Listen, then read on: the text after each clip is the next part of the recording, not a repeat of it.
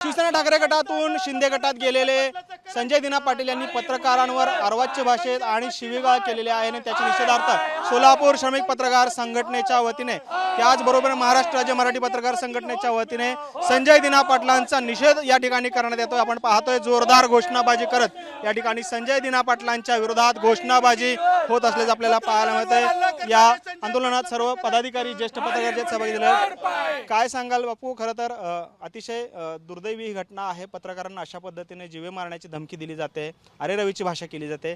काय सांगाल, कशा शब्दात आपण निषेध कराल? एकीकडे राज्य शासन पत्रकारांच्या बाबतीत संवेदनशील आहे। आदरणीय मुख्यमंत्री देवेंद्र फडणवीस असतील, उपमुख्यमंत्री एकनाथ शिंदे असतील, हे पत्रकारांच्या संदर्भात प्रश्नासंदर्भात सातत्याने पत्रकारांना न्याय द्यायची भूमिका घेतात।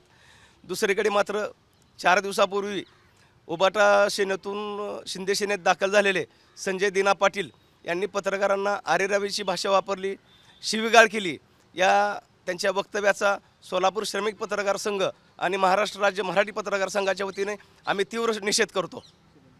खरं तर पत्रकारांवर प्रश्न विचारणं हा काही गुन्हा नाही आहे, कारण लोकशाहीने दिलेला हा, त्याचबरोबरीने संविधानाने दिलेला हा आधार आहे। लोकशाहीचा चौथा स्तंभ म्हणून पत्रकार काम करत असतात, मग त्यांना हे प्रश्न का झोंबतात, काय वाटतं, काय सांग? सत्य नेहमी झोंबतं, त्यातलाच हा प्रकार आहे। संजय पाटील हे निमित्त आहे, ठाण्यातले पत्रकार भावंड हे एक निमित्त आहे। राज्यात अशा घटना अधूनमधून सातत्यानं घडत आहेत। पत्रकारांच्या हितासाठी आत्तापर्यंत मुख्यमंत्री देवेंद्र फडणवीस साहेब असतील, उपमुख्यमंत्री एकनाथ शिंदे साहेब असतील, उपमुख्यमंत्री सुनेत्रा वहिनी पवारताई असतील, तर ह्या सर्वांनी चांगले निर्णय घेतलेले आहेत। अशा घटना यापुढील काळात कुठेही घडू नयेत। निमित्त ठाण्यातले पत्रकार संजय दिना पाटील हा विषय महत्त्वाचा आहेच, पण हा काळ सोकावला नाही पाहिजे, ह्याला वेळीच पायबंद घातला पाहिजे।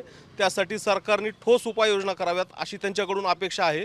आणि मी जे बोलतोय ते तुम्ही शूट करा, ते तुम्ही चित्रित करा आणि दाखवा, ही सांगायची हिंमत येते कुठून? तर ह्या पाठीमागची हिंमत त्यांना कुठल्या गोष्टीमुळे मिळते ते शोधलं पाहिजे आणि तमाम राज्यातल्या सर्व पत्रकार भावंडांना सरकारने दिलासा दिला पाहिजे, न्याय दिला पाहिजे, असा एक ठोस निर्णय सरकारने घेतला पाहिजे अशी अपेक्षा मी व्यक्त करतो। खरं तर संजय दिना पाटलांच्या अशा पद्धतीची जी वक्तव्य आहेत त्याच्यावरती गुन्हा देखील दाखल करण्याची मागणी पत्रकारांच्या वतीने होते, काय भूमिका आहे? पत्रकारिता हा लोकशाहीचा चौथा स्तंभ आहे आणि वस्तुनिष्ठ सत्यनिष्ठ पत्रकारिता मांडणे हा संविधानिक अधिकार सर्वच पत्रकारांचा आणि सर्वच चॅनलच्या माध्यमांचा आहे। अशा परिस्थितीमध्ये संजय दिना पाटील यांनी पत्रकारांना दमदाटी करणं, धमकावणं हे निषेधार्ह आहे।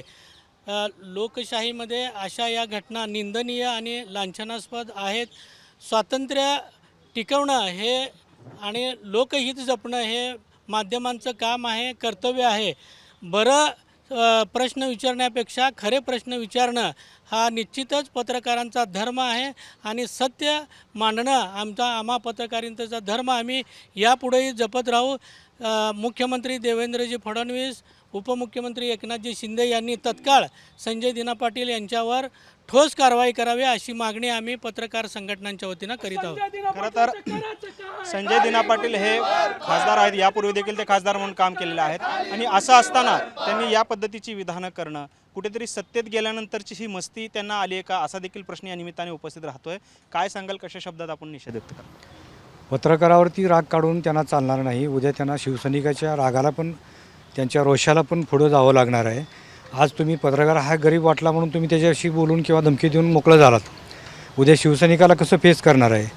त्यापेक्षा आजच त्यांनी शांतता राखणं गरजेचं आहे आणि त्यांच्यासारख्या खासदारकी असणाऱ्या, खासदारकीची निवडणूक लढवलेल्या किंवा खासदारकी उपभोगणाऱ्या सिनियर माणसांना अशी भाषा वापरणं त्यांना शोभणारं नाही आहे। भविष्यात त्यांच्याकडून अशी चूक होऊ नये आणि त्यांनी झालेल्या प्रकाराची पत्रकाराची माफी मागावी आणि हा विषय इथंच संपवावा। कारण त्यांचे नेते एकनाथजी शिंदे साहेब असतील किंवा फडणवीस साहेब असतील, हे सगळे संवेदनशील आहेत आणि तुम्ही छोट्याशा कारणावरून एवढं संवेदनशील का होता? जेव्हा तुम्हाला निवडणुका लागतात तेव्हा पत्रकाराची गरज भासते, तेव्हा तुम्ही गोड बोलता आणि आता एखादा प्रश्न विचारला तर त्याचा राग येण्याचं कारणच नाही ना। नो कमेंट म्हणून पण हा विषय त्यांना टाळता आला असता। भविष्यात त्यांनी याची जरा दक्षता घ्यावी। आपण पाहतो या ठिकाणी जोरदार घोषणाबाजी करत, खरं तर भर पावसामध्ये सोलापुरातील हे सर्व पत्रकार जे आहेत या ठिकाणी खासदार संजय दिना पाटलांच्या विरोधात जोरदार निदर्शनं करताना आपल्याला पाहायला मिळत आहे। कॅमेरामॅन विनोद उमनाबादकरसह सागर सुरवसे, टी9 मराठी, सोलापूर।